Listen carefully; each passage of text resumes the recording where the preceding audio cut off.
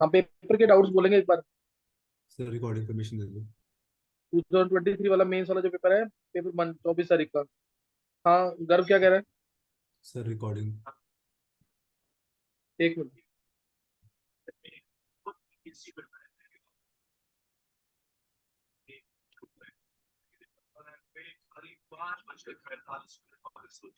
गर्व, गर्व single. Yes sir. गर्व पेपर शो करेगा कैसे? यस सर, कर दूंगा मैं। ये क्या मेरे को कैसे सिक्योरिटी में जाके है? हाँ सर, आपको राइट्स भी लेने पड़ेंगे और आपको भी अपना वो शेयर बंद करना पड़ेगा। अच्छा, एक मिनट।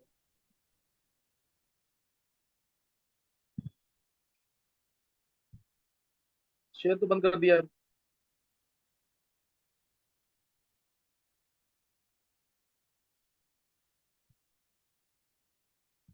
सर हो गया होगा। हाँ, हो गया है।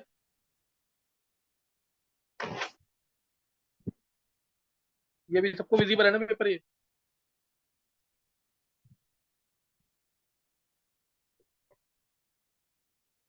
देखो क्वेश्चन नंबर 1।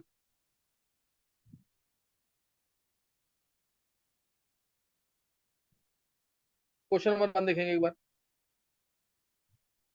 इसमें है, इसमें ए और बी बताना है। एचबीआर के साथ हीट किया है और दूसरे को OCH3 एचबीआर के साथ हीट किया है। पहले को एचबीआर के साथ हीट करेंगे तो ये CH2, ये वाला OH तो डिस्टर्ब होगा नहीं क्योंकि रेजोनेंस स्टेबलाइज्ड है। इस वाले CH2OH का क्या आ जाएगा? CH2Br। सही ना, CH2Br आ जाएगा। और ऐसे ही यहाँ पे HBr डालेंगे तो यहाँ से क्लीवेज, ऊपर वाला OH डिस्टर्ब नहीं होगा, यहाँ से क्लीवेज H यहाँ पे, Br यहाँ पे। जो डाउट है वो डाउट पूछ लो तुम लोग, वो ज्यादा अच्छा रहेगा, नहीं तो टाइम ज्यादा लग जाएगा इसमें। तो इसे ऑप्शन इसके अकॉर्डिंग मैच कर लो। ऑप्शन क्या आ रहा है इसमें? Sir B.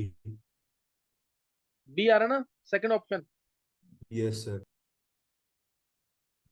सेकंड ऑप्शन आ जाएगा आंसर। सेकंड क्या है? Decreasing order of the hydrogen bonding in following forms of water.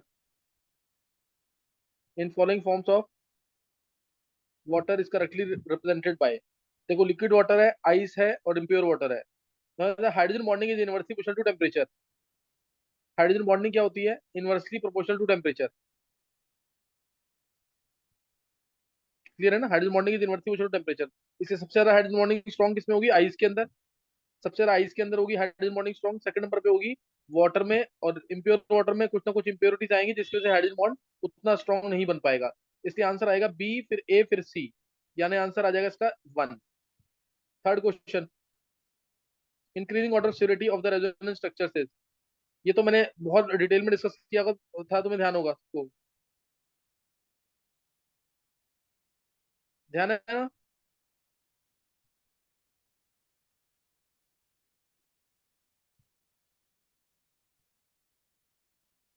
ये कर तू रब करता रहे साथ साथ। सही ना? इसमें तुम्हें ध्यान होगा स्ट्रक्चर एक्चुअल में, स्ट्रक्चर जो है एक्चुअल में वो ये है। CHO, फिर CH, double bond CH, CH, double bond CH, NH2। तो direction of flow of electrons ये होना चाहिए, उसके अकॉर्डिंग अरेंज करो। ये इलेक्ट्रॉन इधर, ये इलेक्ट्रॉन इधर, ये इलेक्ट्रॉन इधर और ये इलेक्ट्रॉन इधर, इसके अकॉर्डिंग अरेंज करना है पूरा। तो अब इसमें पहले ऑप्शन में तुम चेक करोगे, पहले ऑप्शन में चेक करोगे तो जस्ट उसके ऑपोजिट इलेक्ट्रॉन्स जा रहे हैं। हमें इलेक्ट्रॉन इधर भेज रहे हैं, इसने इलेक्ट्रॉन किस साइड भेज दिए हैं? Opposite side. तो ये गलत है बिल्कुल, ये नहीं होना चाहिए ऐसा। इसमें इलेक्ट्रॉन्स बिल्कुल राइट डायरेक्शन में जा रहे हैं, इसमें इलेक्ट्रॉन्स बिल्कुल राइट डायरेक्शन में जा रहे हैं। इस वाले में इलेक्ट्रॉन्स अगेन नेगेटिव चार्ज यहाँ पे आ गया, उल्टे डायरेक्शन में भेज रहा है इलेक्ट्रॉन्स को ये। और O पे पॉजिटिव तो हाईली अनस्टेबल है, सिंगल बॉन्ड पे O पे पॉजिटिव हाईली अनस्टेबल। और उसके बाद लास्ट वाला अगर केस देखोगे तो उसमें इलेक्ट्रॉन्स बिल्कुल राइट डायरेक्शन में जा रहे हैं। तो राइट डायरेक्शन में जा रहे हैं इसमें इलेक्ट्रॉन्स। सही ना? तो सबसे ज्यादा स्टेबल तो होगा डी। सबसे ज्यादा स्टेबल डी होगा। और डी के बाद स्टेबल आ जाएगा बी, क्योंकि इसमें भी इलेक्ट्रॉन्स कुछ राइट डायरेक्शन में गए थे, कुछ राइट डायरेक्शन में गए थे। और डी, बी। और ए इसके बाद होगा, ए इसके बाद होगा क्योंकि इसमें रेजोनेंस तो हुई है एटलीस्ट, रेजोनेंस हुई है। इसमें रेजोनेंस हुई है बिल्कुल ऑपोजिट डायरेक्शन में। तो D, B, A, C, ये आंसर 1 आ जाएगा इसका। मेंस में जब क्वेश्चन आया था तो बोनस मिला था, ये ऑप्शन मैंने अपनी तरफ से दिया है इसमें। अच्छा नेक्स्ट क्वेश्चन है फोर्थ, ये गर्व रब करता रहे साथ साथ।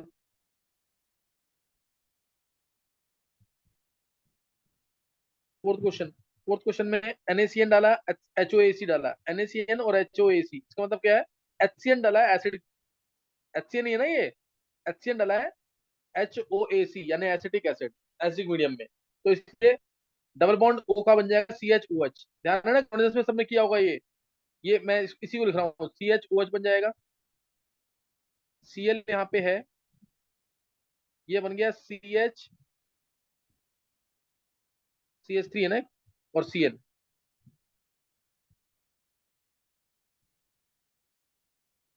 ये आ गया CH3CN, एसिडिक मीडियम था तो CN का COH बन जाएगा, HCN से CN का COH बन जाएगा।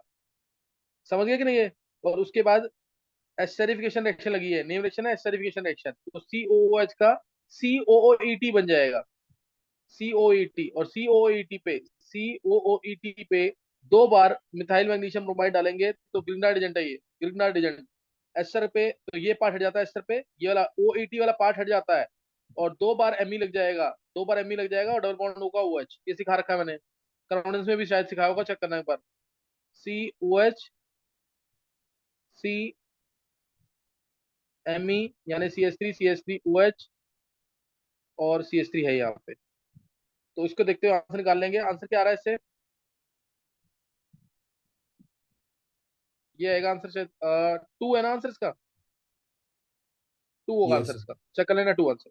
फिर primary and secondary valencies of cobalt, ये रब कर देने पर primary and secondary valency, primary valency मतलब ऑक्सीडेशन स्टेट, सेकेंडरी वैलेंसी मतलब कोऑर्डिनेशन नंबर, तो इसमें ऑक्सीडेशन, ये कोऑर्डिनेशन कंपाउंड्स का क्वेश्चन है, अभी नहीं होगा तुमसे। ऑक्सीडेशन स्टेट यहाँ पे +3 आ रही है, दिख रहा होगा तुम्हें, +3 ऑक्सीडेट है, और कोऑर्डिनेशन नंबर CO के साथ 6 लिगेंड्स अटैच्ड हैं, 5 NH3 और 1 Cl, 5 NH3 और 1 Cl बड़े ब्रैकेट के अंदर, इसलिए आंसर इसका 3 and 6 का, 3 and 6। प्राइमरी वैलेंसी 3 है ऑक्सीडेशन स्टेट, सेकेंडरी वैलेंसी मतलब कोऑर्डिनेशन नंबर, याद रख लो, जो बातें पता लगती हैं उसको करते जाओ साथ साथ। फिर ammoniacal metal salt gives a brilliant red precipitate on addition of dimethyl, बहुत इंपॉर्टेंट है ये, 3-4 बार IIT में आ चुका है, नीट में आ चुका है, एम्स में भी पूछा हुआ है। Ni2 प्लस DMG, डिटेल दूंगा कोऑर्डिनेशन के अंदर, Ni2 plus DMG plus NH4OH slightly basic medium, तो इससे आता है NiDMG होल ट्वाइस, रोजी रेड प्रेसिपिटेट आता है इसका, याद कर लेना, निकल 2% डिटेक्शन है ये, रोजी रेड प्रेसिपिटेट, रोजी रेड प्रेसिपिटेट आएगा। और NiDMG होल ट्वाइस जो है इंट्रा मॉलिकुलर हाइड्रोजन बॉन्डिंग के थ्रू सिविलाइज भी होता है, 6 मेंबर की रिंग बनती है इंट्रा मॉलिकुलर हाइड्रोजन बॉन्डिंग के थ्रू, और एक नहीं 2 रिंग बनेगी। एम्स में क्वेश्चन आया था कि NiDMG होल ट्वाइस जब बनता है तो मीडियम क्या होता है, पीएच कितना होगा उसका, तो पीएच होगा उसका लगभग 10 के आसपास, क्योंकि NH4OH बेसिक मीडियम प्रोवाइड करता है, स्लाइटली बेसिक। DMG है डाइमिथाइल ग्लाइकोजेन, डाइमिथाइल ग्लाइकोजेन, तो निकल 2+ का रिएक्शन होता है। जो रिएक्शन मैं लिख रहा हूँ लिखते रहो जरूर, आगे क्या पता किसी पेपर में ये दोबारा आ जाए, कोऑर्डिनेशन में मैं डिटेल में कराऊंगा। Question number 7, reaction of BeO with an ammonia and, ये तो तुमने पढ़ा होगा S ब्लॉक के अंदर, NH4 होल ट्वाइस BeF4 से, याद है ना, BeF2 की प्रिपरेशन पढ़ी थी ये, नहीं याद? BeF2 plus 2H3 plus HF, याद है ना, सिर्फ BeCl2 प्रिपेयर करना था, तो BeO plus C plus Cl2 reductive chlorination, तो BeCl2 मिलता था। ऐसे ही BCl3 मिलता है, B2O3 plus C plus Cl2, ऐसे ही MgCl2 मिलता है, MgO plus C plus Cl2, ऐसे ही AlCl3 मिलता है, Al2O3 plus C plus Cl2 reductive chlorination. BeF2 के लिए डिफरेंट मेथड, अमोनियम टेट्राफ्लोरोबेरिलेट, इसको गर्म करते हैं तो BeF2 मिलता है। ये इस ब्लॉक में है, एनसीईआरटी में रिएक्शन दे रखी है वाली, क्लियर हो गया कि नहीं ये? तो इसलिए आंसर इसका डायरेक्ट है 1 option, NH4 whole twice BeF4, S block का क्वेश्चन है। नेक्स्ट नेक्स्ट तो सबसे हो गया होगा, एक्सट्रैक्शन सबसे हो गया ना यहाँ पे। रिवर्बरेटिव फर्नेस में क्या मिलेगा, कॉपर। इलेक्ट्रोलिटिक सेल में क्या मिलेगा, एल्यूमिनियम। ब्लास्ट फर्नेस में pig iron. Zone refining metalloids के लिए था सिलिकॉन। याद आ गया कि नहीं ये? आंसर मैच करना इसका। फिर नेक्स्ट वाला क्वेश्चन भी, नेक्स्ट वाला क्वेश्चन ये तो एक्सट्रैक्शन से था। 9th क्वेश्चन है हमारा, एस ब्लॉक से क्लोरोफिल, क्लोरोफिल के अंदर क्या प्रेजेंट होता है, मैग्नीशियम आयंस। सोडा ऐश क्या होता है, ये पढ़ रखा है एस ब्लॉक के अंदर, Na2CO3, Na2CO3 सॉल्वेज प्रोसेस में पढ़ेंगे ये। ऑर्नामेंटल वर्क में क्या होता है, ऑर्नामेंटल वर्क में और व्हाइट वॉशिंग में क्या होता है, बोलो क्या आएगा ऑर्नामेंटल वर्क में और व्हाइट वॉशिंग में। Plaster of Paris, CH4। पढ़, हाँ ये सब एस ब्लॉक के यूजेस में है पूरा ये, सही ना, एस ब्लॉक के यूजेस में सारे हर एक चीज प्रेजेंट होगी ये। कोई डाउट है किसी को इसमें?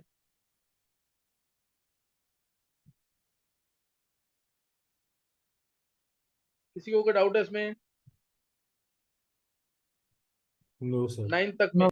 नाइन्थ तक, हाँ नाइन्थ तक क्वेश्चन बहुत इजी है, नाइन्थ तक में क्वेश्चन बहुत इजी है, सही ना। व्हाइट वॉशिंग में क्या होता है, VOH वोल्टेज। कैल्शियम हाइड्रोक्साइड, सही ना, कैल्शियम हाइड्रोक्साइड। और कैल्शियम सल्फेट होता है, ये डेंटिस्ट वगैरह यूज करते हैं इसको, और प्लस ज्वेलरी वगैरह में भी यूज होता है। तो ये कैल्शियम सल्फेट है। नेक्स्ट नेक्स्ट क्वेश्चन तो ये अभी डिस्कस किया ही है, तुम्हें पता है यहाँ पे। इसके अंदर क्या आएगा, पहले इलेक्ट्रॉन, रिंग एक्सपेंशन होना है इसके अंदर, ये इलेक्ट्रॉन इधर गए, सी पे प्लस आया, सी पे प्लस आया तो रिंग एक्सपेंशन होगी, ये इलेक्ट्रॉन जाएंगे, सी पे प्लस आया रिंग एक्सपेंशन, ये इलेक्ट्रॉन गए इधर, पॉजिटिव नेगेटिव का बॉन्ड, इस तरीके से कुछ आ जाएगा। CH3, CH3, और ये यहाँ बन गए, और प्लस आ गया यहाँ पे, प्लस यहाँ पे आएगा, और प्लस अपने आप ही शिफ्ट करेगा ऊपर की तरफ, तो ये कुछ आ जाएगा ऐसा। CH, Me, और किसी एक साइड प्लस लगा दो, तो उसके बाद प्लस पे Br माइनस अटैक कर, प्लस पे Br माइनस अटैक कर देगा, हो जाएगा कुछ। बहुत सिंपल सा क्वेश्चन है मार्कोनिक रूल का। तो आंसर इसका आ जाएगा, आंसर इसका थर्ड ऑप्शन, है ना, आंसर थर्ड ऑप्शन आ जाएगा। नेक्स्ट बोलेंगे, नेक्स्ट ये पढ़ रखा है, root of mu equal to A into Z minus B. कौन सी क्वेश्चन थी ये, मूसले क्वेश्चन। मूसले की क्वेश्चन की है ना, हेनरी मूसले की क्वेश्चन थी ये पढ़ाया था मैंने अभी मॉडर्न पीरियोडिक टेबल के अंदर। Root of mu equal to A into Z minus B, तो म्यू रेज टू n है, n की वैल्यू क्या होगी, हाफ। आंसर 4, डायरेक्ट क्वेश्चन है, बिल्कुल एकदम डायरेक्ट। इसलिए बोलता हूँ फॉर्मूला जरूर लिखा करो, ए और बी कांस्टेंट है, जेड एटॉमिक नंबर है। और ये 12th क्वेश्चन, डायरेक्ट क्वेश्चन है एनसीईआरटी का, ये direct question. Noradrenaline is a neurotransmitter, low level of noradrenaline is not the is the cause of depression. ये कॉज है डिप्रेशन का, तो इसलिए स्टेटमेंट सेकंड गलत है। और इसके लिए हम लेते हैं एंटी डिप्रेसेंट, इसका लेवल लो होता है तो पर्सन विल फील डिप्रेस्ड। इस इसका अगर क्या कहते हैं लेवल लो होगा तो पर्सन विल फील डिप्रेस्ड, और उसके इसमें एंटी डिप्रेसेंट ड्रग्स लेनी पड़ती है, फिनलजीन और आइप्रोनियाजेड। फिनलजीन और आइप्रोनियाजेड ये दो एंटी डिप्रेसेंट ड्रग्स हैं, ये भी पूछ सकते हैं, ये दो ही दे रखी है एनसीईआरटी में, तो इसको भी कर लेंगे खुद देख करके। पहली स्टेटमेंट सही है, दूसरी गलत है।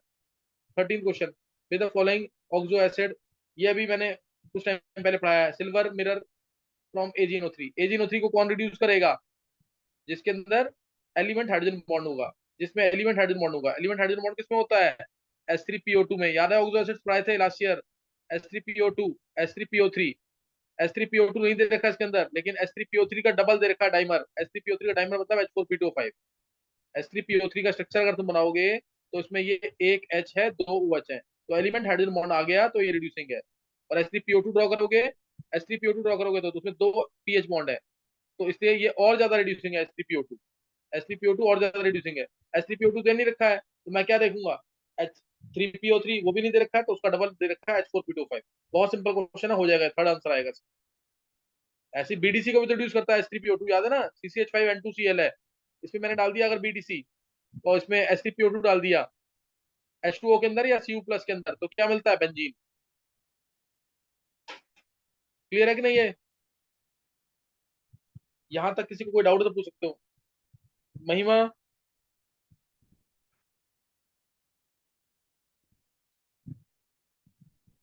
Yes, sir. समझ आ रहे हैं क्वेश्चन सारे? Yes, sir. चलो अभी नेक्स्ट क्वेश्चन,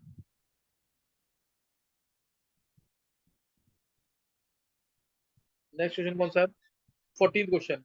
14th क्वेश्चन भी कन्वर्जन से रिलेटेड ही कह सकते हो, तो दूसरा क्वेश्चन है कन्वर्जन से कुछ रिलेटेड। अभी तो अर्निंग मैंने कराई नहीं है, कराने के बाद तुम्हें और क्लियर लगेगा।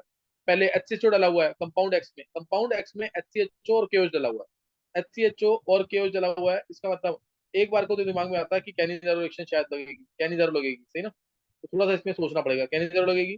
और दूसरा क्रॉस एल्डोल भी आ सकता है दिमाग में, है ना, क्रॉस एल्डोल, क्योंकि सारे कंपाउंड से रखे हैं, एल्डिहाइड एल्डिहाइड एल्डिहाइड एल्डिहाइड। तो या तो क्रॉस एल्डो लगेगी या कैनिजारो लगेगी, दोनों से चेक करना पड़ेगा, दोनों से ही क्वेश्चन को चेक करना पड़ेगा। टोटल कार्बन कितने हैं इसमें?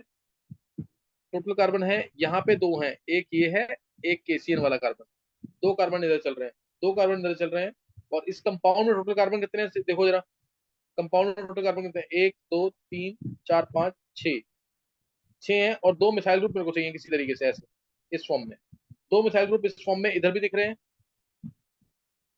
और इधर भी दिख रहे हैं। तो इन दोनों ऑप्शन को लेके चल सकते हैं, सही ना, इन दोनों ऑप्शन को लेके चल सकते हैं। लेकिन अगर मैं पहला ऑप्शन लेता हूँ, अगर मैं फर्स्ट ऑप्शन लूंगा, तो फर्स्ट ऑप्शन में तो अल्फा हाइड्रोजन नहीं है, इसमें कैनिजारो चलेगी। फर्स्ट ऑप्शन में क्या चलेगी? कैनिजारो। और कैनिजारो चलेगी तो बस इस CHO का, इस CHO का CH2OH बन जाएगा, है ना। इस CHO का क्या बन जाएगा? CH2OH। और HCHO जो है वो ऑक्सीडाइज हो जाएगा CONA में, फिर आगे हम कुछ नहीं कर सकते इसके अंदर। HCONA में ऑक्सीडाइज हो जाएगा। एक HCHO हमेशा ऑक्सीडाइज होता है, HCHO हमेशा ऑक्सीडाइज होता है, क्रॉस एल्डोल अगर कर रहे हैं और क्रॉस कैनिजारो कर रहे हैं तब भी HCHO हमेशा ऑक्सीडाइज ही हो। तो इसलिए अब मैं ले रहा हूँ फोर्थ वाला पार्ट। फोर्थ वाला पार्ट लोगे, एल्डोल लगाओगे इसके अंदर, तो इसके बाद अल्फा हाइड्रोजन है, ये रहा, ये अल्फा हाइड्रोजन है। तो अल्फा हाइड्रोजन और HCHO क्या बन जाएगा? CH2OH, ये चीज बन जाएगी। CH3 C CH3, यहाँ आ गया CH2OH HCHO के साथ, और साथ में ये पार्ट तो है ही CHO। अब उसके बाद क्या डाला हुआ है? KCN alcoholic. केसीएन एल्कोहलिक से तुम सोचोगे केसीएन एल्कोहलिक है, सही ना, केसीएन एल्कोहलिक है। अगर केसीएन एल्कोहलिक है तो तुम इसमें कुछ कर ही नहीं सकते, क्योंकि अगर मान लो सिर्फ एल्कोहलिक केसीएन है तो अल्काइल हैलाइड वाला पार्ट तो है नहीं इसके अंदर कि मैं एक्स हटा कर CN लगा दूं।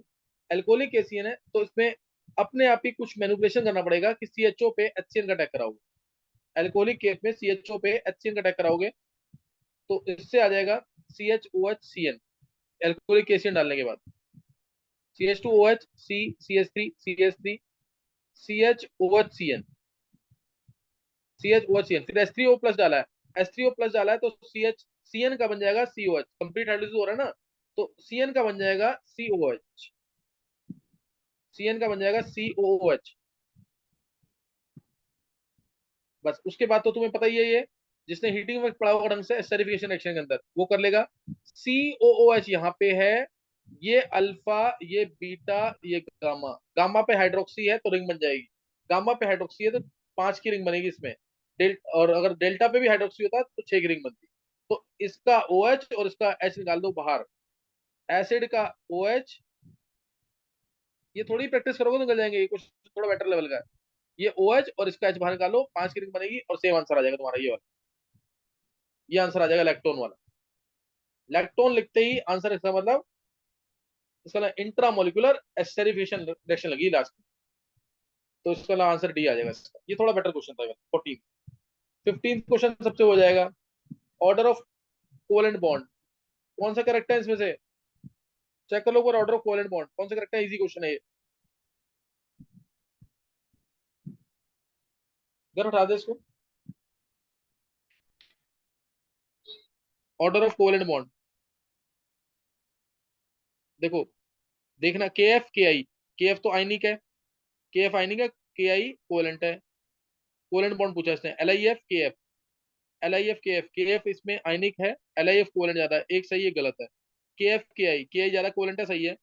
LIF KF, LIF ज्यादा कोवेलेंट है, सही है, तो बी वाला सही होगा पार्ट, बी वाला पार्ट सही है। SnCl4 ज्यादा कोवेलेंट है SnCl2 से, ज्यादा स्टेट, तो इस वाला इलेक्ट्रॉन शेयर ही होंगे, ज्यादा स्टेट में इलेक्ट्रॉन शेयर होते हैं, कम स्टेट में ट्रांसफर भी हो सकते हैं। CuCl तो होता ही कोवेलेंट है, NaCl तो हाईली आयनिक है, तो ये सी भी सही है, बी भी सही है, सी भी सही है। LIF KF, LIF कोवेलेंट ज्यादा है, CuCl से उल्टा है। KF KI, KF KI में KY कोवेलेंट ज्यादा, ये सही है, लेकिन ये वाला KI सही है। और इसमें, इसमें आंसर इसका आंसर बी और सी दे रखा है क्या? एक बार चेक करना। So BCE. बी और बी सी और बी आएगा ना, ई भी आ रहा ना, बी सी ई भी तो आ रहा है ना, सी यू सी एल ज्यादा इक्विवेलेंट और यहाँ पे के आई ज्यादा इक्विवेलेंट है ना, ये भी सही है, बी सी और ई, बी सी ई आ जाएगा आंसर इसका। फिर नेक्स्ट क्वेश्चन है, with the following is true about Freon. Freons होते हैं विच एक्ट्स एज रेफ्रिजरेंट, ये होते हैं क्लोरोफ्लोरोकार्बन, याद रख लेना। CCl2F2 acts as freon, acts as refrigerant, CCl2F2 ये रेफ्रिजरेंट का काम करता है। और एक होता है CCl4, एक होता है CCl4 जो काम करता है fire under the name pyrene, ये काम करता है फायर एक्सटिंग्विशर का। दोनों याद रखना है, एनसीईआरटी में दे रखा है अल्काइल हाइड्राइड्स के अंदर। CCl2F2 acts as freon and is used as refrigerant. CCl4 is pyrene, pyrene PYRENE, और इसको फायर एक्सटिंग्विशर में यूज करते हैं। तो अब इसके अकॉर्डिंग आंसर इसका फ्रियोन क्या है, with the following is true about freon. Radicals of chlorine, chlorine नहीं, these are chemicals causing skin cancer, नहीं ऐसा नहीं होगा इसमें। ये ओजोन लेयर को डिप्लीट करते हैं ना, CCl2F2 और CCl4 भी ये ओजोन लेयर को डिप्लीट करते हैं। दे आर क्लोरोफ्लोरो, ये तो डायरेक्ट हुआ, दीज आर क्लोरोफ्लोरोकार्बन कंपाउंड। तो आंसर सी होना चाहिए, थर्ड इसका, थर्ड आंसर होगा 17। 17 तो क्वेश्चन क्या है ये, उसका सॉल्यूशन चैप्टर का। Vapour pressure of solution is less than that of pure solvent, बिल्कुल सही है। Vapour pressure of solution is more, ये गलत हो गया, ए सही है, ए सही है अभी तक। उसके बाद only solute particle solidify, solid नहीं सॉलिडिफाई करते कभी, हमेशा सॉल्वेंट सॉलिडिफाई करता है। तो इससे इसका आंसर ए और डी होना चाहिए। क्या आंसर इसका? सर यही है। ए और डी होना चाहिए इसका आंसर, सही ना। Next question, for colloidal particle the values of colligative properties are of small order.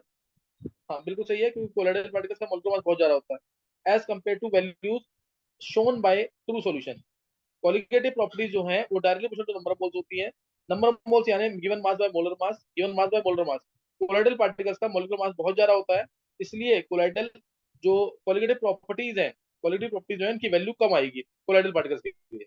True solution में तो वो ग्लूकोज हो गया, फ्रक्टोज हो गया, NaCl हो गया, NaOH हो गया, के मोलर मास बहुत कम होते हैं, तो उनकी वैल्यू जो है मेजरेबल आती है। ट्रू है लाइन। दूसरी लाइन है, for colloidal particles the potential difference between fixed layer and the diffuse layer of same charges, यहाँ गलत हो गया है। सेम चार्जेस कभी भी नहीं होते, चार्जेस होते हैं ऑपोजिट।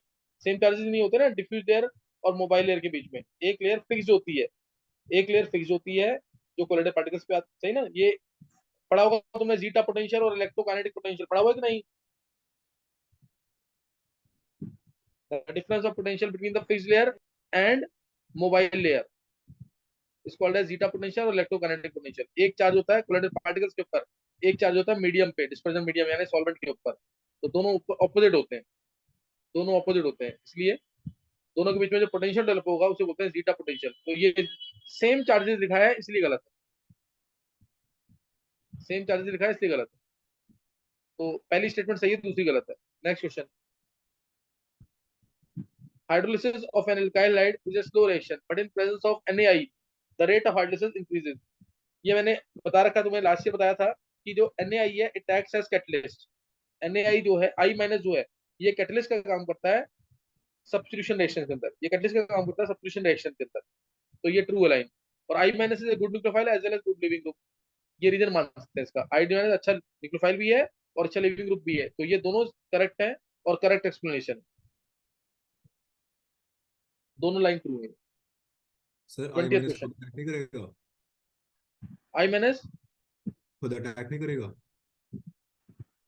अटैक करेगा और उसका जल्दी लीव भी कर जाएगा, क्योंकि कैटलिस्ट का काम कर रहा है ना। हमें I माइनस को रिएक्शन में कैटलिस्ट का काम कराना है सिर्फ। Okay sir.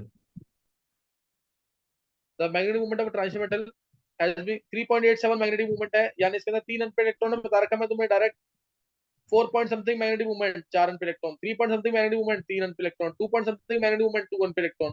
तो 3 अनपेड इलेक्ट्रॉन है इसके बाद, 3 अनपेड इलेक्ट्रॉन V2 प्लस के पास होते हैं। आर्गन या फिर वैनेडियम होता है आर्गन 4s2 3d3, 2 इलेक्ट्रॉन निकल जाएंगे तो आर्गन 3d3 बन जाएगा, तो आंसर डायरेक्ट निकल जाएगा, थर्ड थर्ड है आंसर, थर्ड आंसर आ जाएगा इसका। कोई डाउट तो नहीं किसी को? एक बार चेक कर लो बार। नेक्स्ट अब है question number 21, 21 question, when Fe.93O is heated in presence of O2, it converts to Fe2O3. Fe.93 को गर्म करेंगे O2 के साथ तो Fe2O3 में कन्वर्ट हो रहा है. The number of correct statements from the following is the equivalent weight of Fe.93O is this. Molecular weight by 0.79. वो मोल चेक करेंगे. FeO से अगर Fe2O3 जाता है तो n फैक्टर 1 होता है. FeO से Fe2O3 गया तो n फैक्टर क्या होता है? 1 होता है ना. +2 से +3. तो मोलिकुलर वेट बाय 1 लिखेंगे. इस केस में देखो 1 से थोड़ा कम आएगा क्योंकि Fe2+ थोड़े कम हो गए हैं. देखते हैं भी कैसे. Number of Fe2+ and Fe3+ in 1 mole of this is 0.7. ये तो निकाल सकते हो तुम. Fe.93 है. सॉलिड स्टेट में मैंने पढ़ाया हुआ है.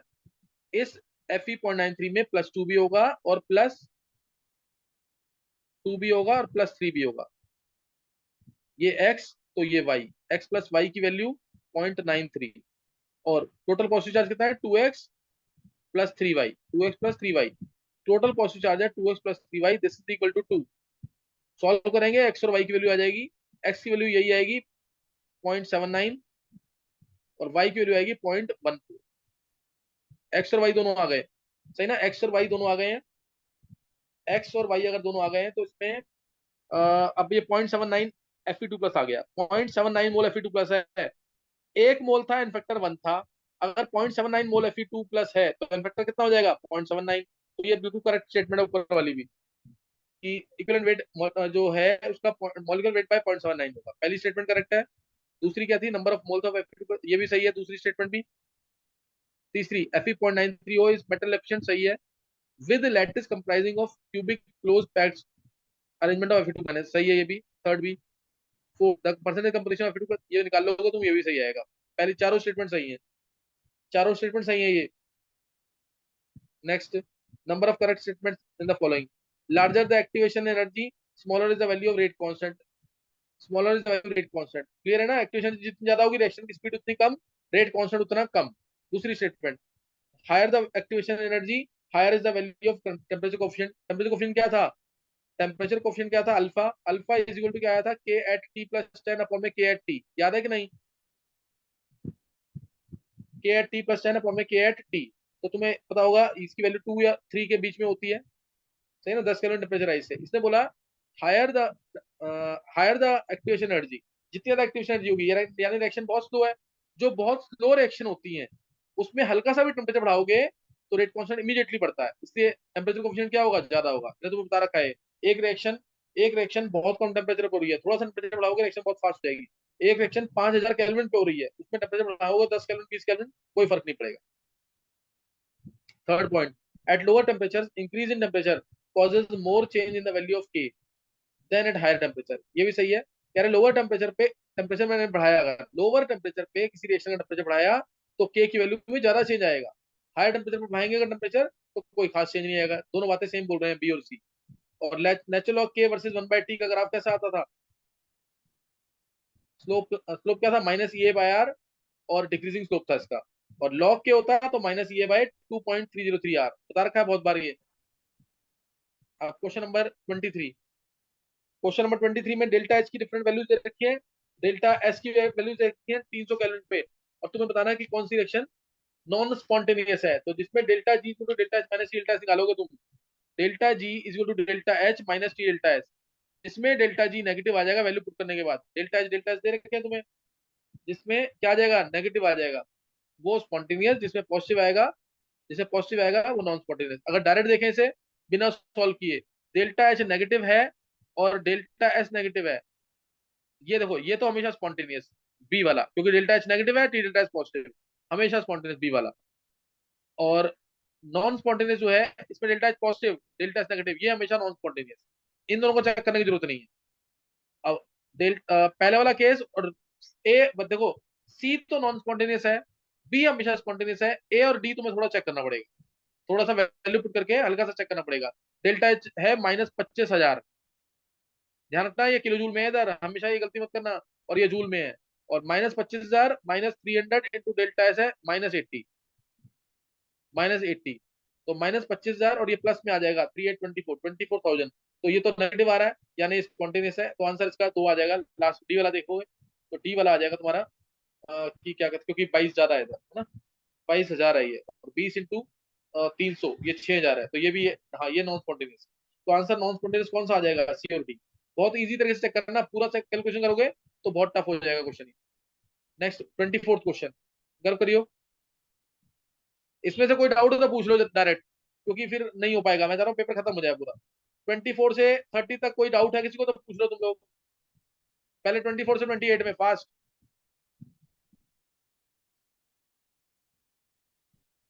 5 ग्राम NaOH है, डिजोल्व किया, dissolve in deionized water to prepare 450 millilitre solution, what volume in ml। तो पहले तुम मोलरिटी निकाल लो इस पार्ट से, मोलरिटी निकाल लोगे, what volume of the solution required to prepare 500 ml of 0.1 molar solution. तो ये तो बहुत सिंपल है, 5/40 इंटू 450 इंटू 1000, ये मोलरिटी आ गई, इंटू वॉल्यूम इसका निकालना है, this is equal to 500 into 0.1 यानी 50 50 आ जाएगा डायरेक्ट, इससे डायरेक्ट आंसर निकाल लेना, वी की वैल्यू निकल जाएगी। अब wavelength of first line of the Paschen series is 720 nanometre. एक बार अब कर देगा, अगर first line of Lyman Paschen series का, लाइमन और पास्टन, तो म्यू बार वेवलेंथ दे रखी है 720, 1/720 is equal to R into Z का स्क्वायर, जेड का स्क्वायर हाइड्रोजन एटम है तो 1 का स्क्वायर ही आ जाएगा, 1/3 का स्क्वायर, फर्स्ट लाइन बोला है तो 1/4 का स्क्वायर आएगा, और वन अगले निकालना है तुम्हें, सेकंड लाइन का निकालना है, तो 1/लैम्डा निकालना है तुम्हें, आर इंटू जेड का स्क्वायर यानी 1/, इसका स्क्वायर, और सेकंड लाइन का करना है 1/5 का स्क्वायर आ जाएगा। दोनों को सॉल्व करो, डिवाइड कर दो दोनों को, आंसर आ जाएगा, लैम्डा निकल जाएगा इससे। नेक्स्ट क्वेश्चन है, percentage of N in uracil is, percentage of N in uracil, uracil का स्ट्रक्चर पता होना चाहिए सिर्फ, बायोमोलिक्यूल्स है, बहुत simple structure, double bond O NH, double bond O NH, और यहाँ डबल बॉन्ड। टोटल कंपाउंड का वेट निकालो, N है इसमें 2, तो 28 बाय टोटल कंपाउंड का वेट इंटू 100, डायरेक्ट परसेंटेज आ जाएगी, डायरेक्ट परसेंटेज आ जाएगी। आंसर मैंने इसमें ऑलरेडी दे रखे हैं। Distribution constant 27 question, distribution constant of acetic acid दे रखा है इतना है, और 25 मिलीलीटर 0.2 मोलर सोडियम एसिटेट है, मिक्स किया 25 millilitre 0.2 molar sodium acetic acid के साथ, बफर बन रहा है, पीएच दे रखा है 5, बफर का पीएच, एसिड बफर का pH 5, pH to pK plus log of salt upon acid, salt है 25 into point divide by total volume, total volume cancel हो जाएगा, 25 into 0.2 divide by total volume cancel हो जाएगा, अपन सॉल्ट अपॉन में base, salt upon acid, acid है 25 into 0.02, total volume इसके नीचे जो आएगा वो कैंसिल हो जाएगा, यानी 50 50 दोनों जगह कैंसिल हो जाएंगे। तो यहाँ सॉल्व करोगे, पीएच दे रखा है 5, ये पूरा कैंसिल, 10 आ गया सीधा, लॉग 10 होता है 1, 5 - 1 4, पीके आ गया 4, यानी के 10H - 4, के 10H - 4 आया, यानी 10 इंटू 10 के -5 आंसर, 10 आ जाएगा आंसर, 10 आंसर आ जाएगा एक्स की वैल्यू। इजी क्वेश्चन है डायरेक्ट ये। फिर number of moles of AgCl precipitated in the reaction is 28। AgCl कितने प्रेसिपिटेट बनेगा, एक ये वाला Cl हट सकता है और एक ये वाला Cl हट सकता है, दोनों रिएक्टिव है, ये Cl नहीं हटेगा, रेजोनेंस स्टेबलाइज्ड है, ये Cl नहीं हटेगा, रेजोनेंस स्टेबलाइज्ड है, विनाइलिक वाला है, और ये क्लोरो, ये भी विनाइलिक की फॉर्म वाला है, दो हटेंगे 2 मोल्स ऑफ AgCl, दो हटेंगे 2 moles of AgCl। Next question, next question है, दी इलेक्ट्रॉनिक कंसंट्रेशन देखा COCl पर 2 नेगेटिव का in a tetrahedral crystal field is EMTNT, लिखा दोनों TNT, चलो जो भी है, sum of M and number of unpaired electrons, number of unpaired electron COCl को 2 नेगेटिव में, नंबर ऑफ अनपेड इलेक्ट्रॉन, ये आएगा कोबाल्ट 2 प्लस, तो कोबाल्ट 2 प्लस आएगा तो आर्गन 3d7, आर्गन 3d7 है, तो नंबर ऑफ अनपेड इलेक्ट्रॉन इसमें आएंगे, ये हमारा टेट्राहेड्रल है ना, टेट्राहेड्रल है, तो यानी 2 नीचे 3 ऊपर, number of unpaired electron weak है, 1 2 3 4 5, 3 अनपेड इलेक्ट्रॉन आ रहे हैं, 3 यहाँ पे आएंगे, एंड टेट्राहेड्रल है ये, और EM कितना आया 4, EM 4 आएगा, 3 + 4 7 आंसर है, 3 + 4 7, किसी का सही हुआ ये, यस सर। 7 आंसर आ जाएगा इसका। फिर लास्ट क्वेश्चन, लास्ट क्वेश्चन कर थोड़ा ऊपर का जल्दी से, बता दे एक बार ये, डाइक्रोमेट आयंस है, क्रोमियम 3+ में कन्वर्ट हुए हैं, बैलेंस करोगे क्वेश्चन को, डाइक्रोमेट आयंस 2Cr3+ आएगा, 6 इलेक्ट्रॉन आ जाएंगे, 14H+ आएगा, और 7H2, बस अब नर्स क्वेश्चन लिखो, आंसर आ गया। नर्स क्वेश्चन, ई सेल इक्वल क्या आएगा, E naught cell, E naught cell कितना दे रखा है 1.3, रिडक्शन पोटेंशियल होना चाहिए 1.3 माइनस 0.059 डिवाइड बाय एन की वैल्यू 6, 6 इलेक्ट्रॉन है, लॉग ऑफ प्रोडक्ट्स, प्रोडक्ट्स में Cr3+ का square divided by dichromate ions, into H ions की पावर 14, एच आयंस की पावर 14, पी एच दे रखा है 3, यानी एच आयंस 10⁻3। सारी वैल्यूज दे रखी है, पुट करो आंसर आ जाएगा। पुट कर दो कि आंसर आ जाएगा। क्लियर हुआ कि नहीं ये पूरा पेपर? Yes sir. ये अब मैंने एक पेपर पूरा सॉल्व करा दिया है। अब एक पेपर मैंने तुम्हें पीछे दिया हुआ है, डाउट्स निकालोगे तुम पेपर के और वो पूछोगे। समझ गए? डाउट निकालोगे वो पूछोगे तो जल्दी होगा काम। और इसको दोबारा देख लेना बेशक, और करना जरूर पेपर को, इस पेपर को करना जरूर। सही है? दोबारा से रिपीट करना। 2 पेपर हुए हैं, दोनों पेपर पूरे ढंग से सॉल्व करो, तभी जाके 5 पेपर के बाद नंबर बढ़ेंगे, नहीं तो नंबर नहीं बढ़ेंगे। बहुत कम नंबर आ रहे हैं अभी। ये मई का सर ऑर्गेनिक के क्वेश्चन समझ नहीं आए बस। अभी समझ नहीं आया, एक बार दोबारा सुन लेना, क्योंकि अभी तुमने किया नहीं है ना। करोगे तो ये करना जरूर, ट्राई जरूर करना। होगा तो हाँ डाउट सर, दोबारा पूछ जिसमें लेना। जिसमें कैनिजारो तो वगैरह लग रहा था ना, वो वाले नेम मतलब एक्शन मुझे पढ़नी आते पड़ेगी। नहीं है ना अभी। अच्छा, नेम एक्शन पढ़नी पड़ेगी थोड़ी सी। ये क्रिश और घर मेरे को भेज देना रिकॉर्डिंग के बाद।